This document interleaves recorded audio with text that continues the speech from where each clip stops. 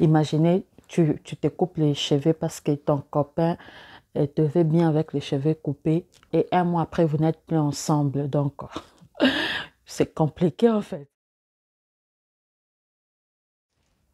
Bonjour et bienvenue sur ma chaîne. Merci d'avoir cliqué sur cette vidéo.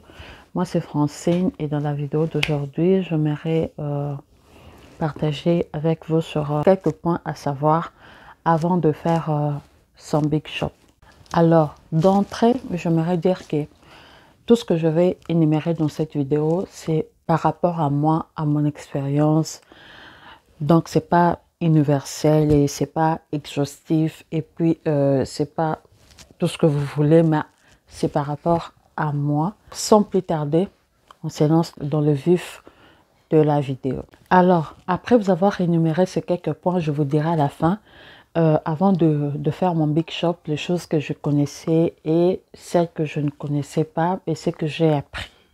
Ce que j'ai appris sur le tas, quoi, sur le moment en fait. C'est la deuxième fois, je dirais, que je fasse mon Big Shop. Et cette fois-ci, ça a été beaucoup plus marquant parce que ça faisait quand même plus de 10 ans que je n'avais pas fait des Big Shop en fait. J'étais déjà habituée à changer de style des cheveux si souvent que possible. Mais quand je l'ai fait, il y a des choses, je me suis rendu compte que je n'avais pas forcément tenu compte. Je vous en parlerai beaucoup plus à la fin de la vidéo par rapport à ce que j'ai ressenti après mon Big Shop. Mais j'aimerais d'abord qu'on commence par énumérer les choses à savoir avant de faire son Big Shop. La première chose à savoir et à mon avis la plus importante, c'est pourquoi c'est Big Shop. En fait, pourquoi je l'ai dit? Parce qu'il y a des gens en fait qui ont déjà coupé leurs cheveux. Donc, il n'y a plus un retour en arrière qui est possible. Et la personne, maintenant, s'est morfond dans les regrets, dans les regrets, dans les regrets. Pourquoi? Parce que c'était une décision que la personne avait prise sur le coup. Sa meilleure amie s'est changé de tête. Tout le monde fait waouh. Et puis, elle aussi s'est dit, bon, pourquoi pas? Je veux aussi changer de tête et tout. Après, on ne se sent plus bien du tout parce qu'on est en train de regretter sur quelque chose qui ne reviendra pas. C'est irréversible dans le sens où, sur le moment là, on n'a plus la tête qu'on avait avant.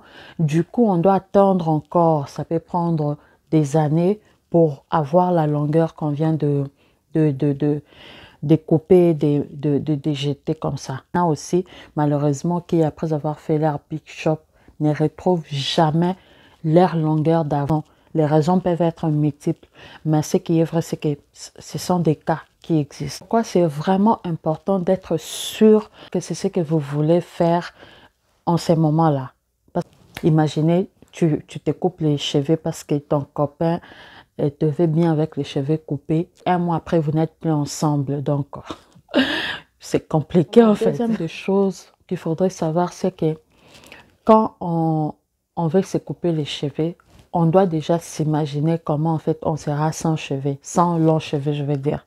Moi, par exemple, avant de faire mon Big Shop, j'ai regardé les modèles et les femmes qui avaient à peu près la même morphologie que moi, qui avaient aussi à peu près la tranche d'âge que la mienne. Donc, il y a des choses comme ça parce que quand tu te coupes les cheveux, il faut que tu aies un style en tête, que tu saches que lorsque je vais couper mes cheveux, voilà le style que j'aurai. Si c'est un carré, si c'est une ronde, si c'est, je sais pas moi, dégradé. Il faut déjà que tu aies ça en tête parce que tu vas quand même garder cette tête-là pendant quand même beaucoup de temps. Surtout si tu es quelqu'un qui n'est pas trop perruque, le temps que tes cheveux puisse repousser et que tu recommences les tresses et tout ce que tu faisais avant. Autre chose qui est bien à savoir, c'est que les cheveux coupés n'excluent pas le soin parce qu'il y a des gens qui font cette erreur-là, surtout les personnes qui portent leurs cheveux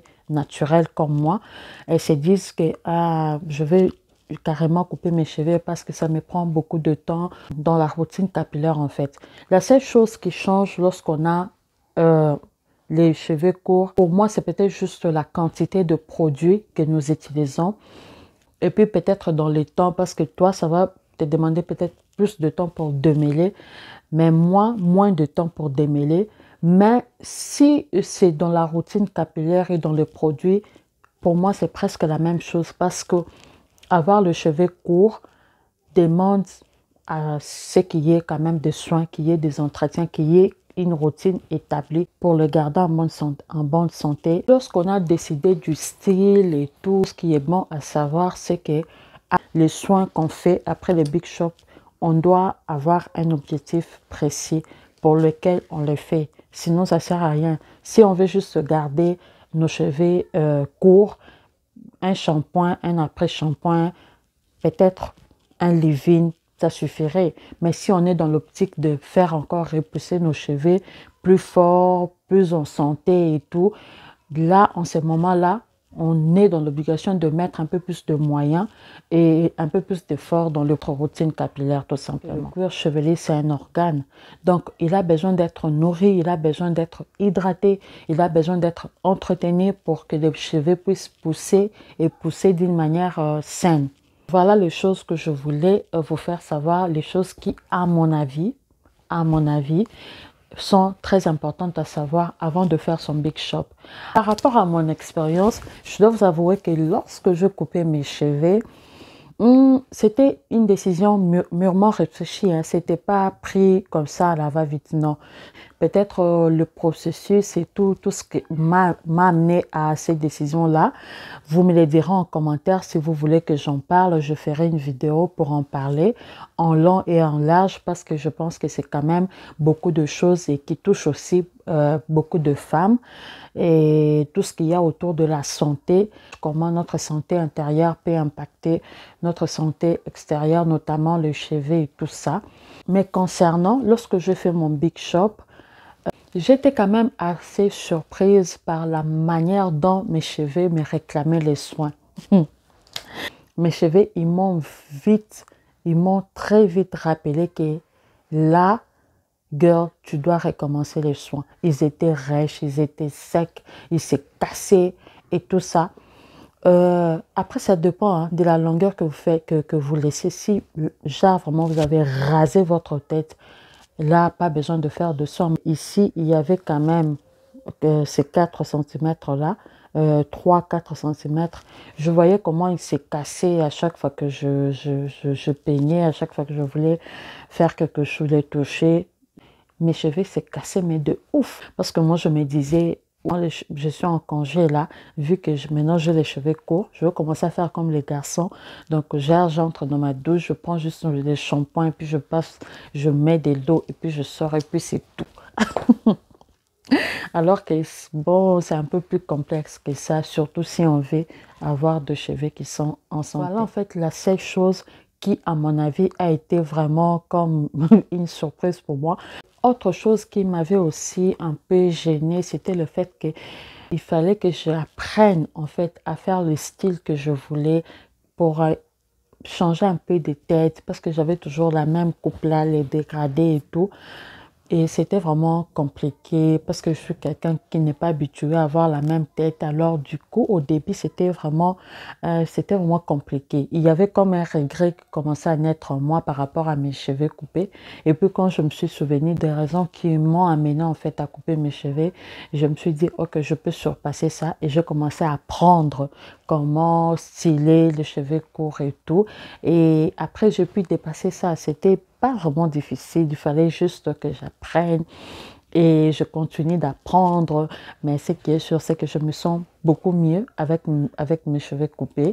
Dites-moi en commentaire, lorsque vous avez coupé vos cheveux, comment vous avez fait pour gérer après, surtout si vous êtes quelqu'un qui aime changer de tête et tout, vous vous êtes replié sur le perruque ou bien vous avez juste appris à modeler vos cheveux comme moi. Et abonnez-vous à la chaîne si ce n'est pas encore fait parce que je pense que pendant cette période, je ferai aussi beaucoup plus de vidéos sur comment styler les cheveux courts, comment en prendre soin et tout ça.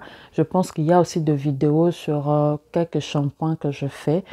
Ça peut vous aider. Et si en ce moment, si vous êtes dans cette transition-là des cheveux courts, vous êtes au bon endroit. N'hésitez pas à vous abonner, à me laisser un pouce bleu si la vidéo vous a été utile et à la partager à une sœur aussi qui a les cheveux coupés. Quant à moi, je vous dis merci d'être resté jusqu'à la fin et à la prochaine vidéo. Bye!